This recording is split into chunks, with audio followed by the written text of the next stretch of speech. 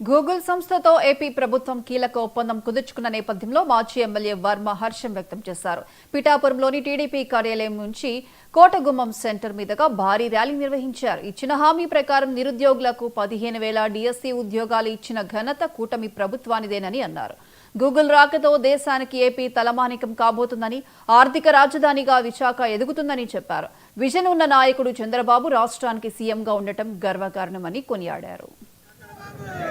IT శాఖ మంత్రి, HR మంత్రి నారా లోకేష్ గారు యోగలం పాదయాత్రలో మరి సుదీర్ఘ ప్రయాణం 3,100 కిలోమీటర్లు సుమారు నడిచి నిరుద్యోగ సమస్యలు, అందరి సమస్యలు కళ్ళతో చూసి ఏదైతే నిరుద్యోగులకి ఉద్యోగాలు ఇస్తారని హామీ ఇచ్చారో, డిఎస్సి 15,000 ఉద్యోగాలు ఇచ్చారు. కూటమి ఆధ్వర్యంలో 15,000 ఉద్యోగాలు డిఎస్సి వచ్చినాయి.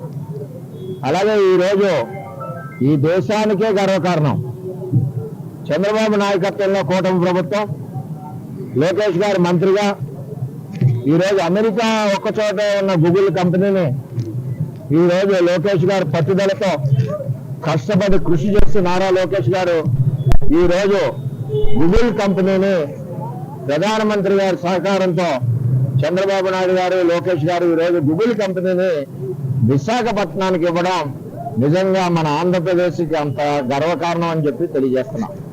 ఎంచేతంటే ఇటువంటి నాయకత్వం, లోకేష్ లాంటి నాయకత్వం తెలుగుదేశం పార్టీలో ఉండడం, చంద్రబాబు లాంటి విజన్ ఉన్న నాయకుడు కూటమికి నాయకుడిగా ఉండడం, ఈరోజు విశాఖపట్నంలో గూగుల్ 1,36,000 కోట్లతో నిర్మాణం చేయడానికి అగ్రిమెంట్ అవడం, త్వరలోనే ప్రారంభం అవడం కూడా నేను జరిగిందని చెప్పి తెలియజేస్తున్నాను మీటింగ్ లో.